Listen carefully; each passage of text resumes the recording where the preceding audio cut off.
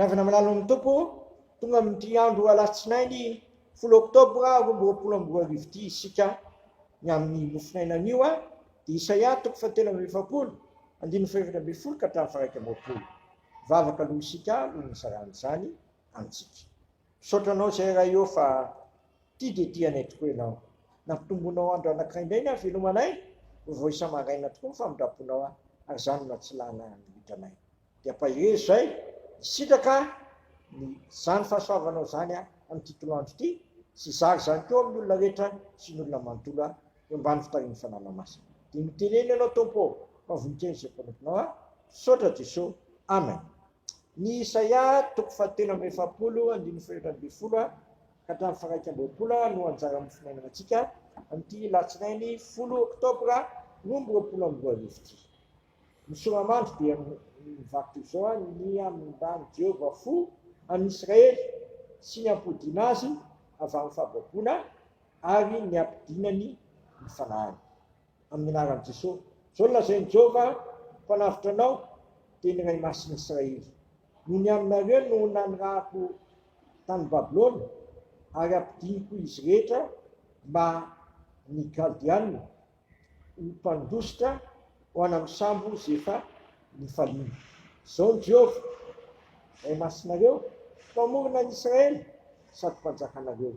Izao no lazain'i Jehovah izay manao lalana eny amin'ny ranomasina sy lalakale eny amin'ny ranomanonja, izay mamoaka ny kalesy sy ny soavaly, miaramila sy ny lehilahy mahery, miaramandra avokoa izy ka tsy ary intsony, misolopolopy izy ka dia maty toy ny jiro. Aza mahatsiaro ny lasa na ny sainany taloha, indro izao efa hanao zava-baovao, ho ankehitriny efa miposaka izany, tsy halala izany va ianareo?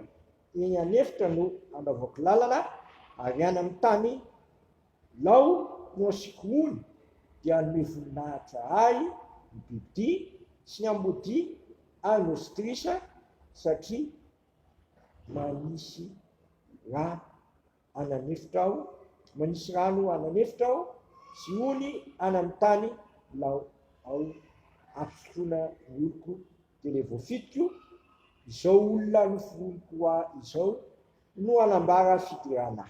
May masino mana masinana amin'ny fahamarinana ny teninao ny fahamarinana.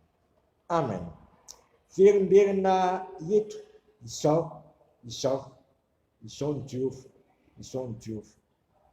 Jehovah riavana dia tompony izao rehetra izao sady mpanapaka ny izao rehetra izao.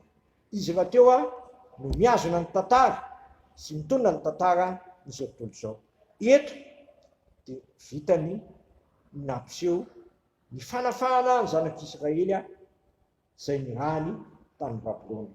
Indro mivoaka amin'ny fitahiana matetika ny alavan'ny Babilôna ny firenen'ny Israely. Izao no lazainy izao efa hanao zava-baovao, ko ankehitriny efa miposaka izany dia hanome voninahitra ny bibidia rehetra, manisy rano ananefitra sy ny ony any amin'ny tany lao aho, ampisotroana ny oloko dia le voafitiko izao olona nofoniko azy izao dia hanambara fidirana.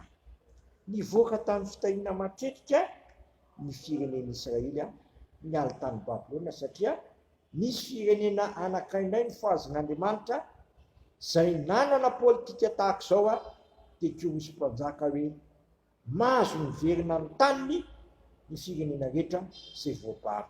Eto dia afaka miverina amin'ny taniny ny firenena jiosy. Politika nampiasain'ny jiosy dia politika de tolérance, averina amin'ny tanin'ny olona ary samy manompo ny andriamaniny avy. Eto dia izao olona nofononiko izao dia anambara fidirana, ampisotroko ny oloko dia ilay voafitiko. Ampifalian'Andriamanitra ny olona amin'ny hanomezana azy fanahy mahery sy majoro ka mahatonga azy afaka makivaky avy any Babilôna miverina any Palestina.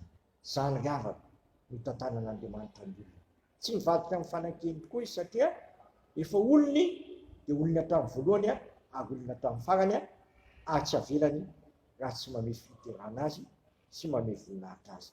Zasy ianao koa efa nividiny ary efa natsono, ary zay natsono koa nome ny voninahitra koa, ary zay nome voninahitra koa no magnony koa sy netiny nampisehoana ny voninahitr'Andriamanitra amin'ny sehatra rehetra. Dia zafonao zany zay no masinina tamin'ny rano Kristy, diovina tamin'ny rano Kristy, ary anambara ny fiderana azy amin'ny ataontsika rehetra teo. Zany tokoa anie ny fiainako sy ny fiainanao ambara mpiavaka Kristy eny amin'ny lanitra. Amen. Dia raha sy misaotra anao izay raha eo fa tsy averanao toetra anatin'ny faratsiana na ny famabon'ilay ratsy. Indro ianao nanatsotra ny tananao ka naniraka ny zanakao tady anay sy hamonjy anay izay very. Vitany mihitsy aza nitondra ny faotanay ka maty mihitsy izy hamonjy anay. Tsangako velona izy mbola hamonjy anay sy mifona ho anay amin'ny fonana marak'izay. Inona nataonay tompo afa-tsy hanambara ny fiderananao sy hame voninahitra anao amin'ny ataonay rehetra.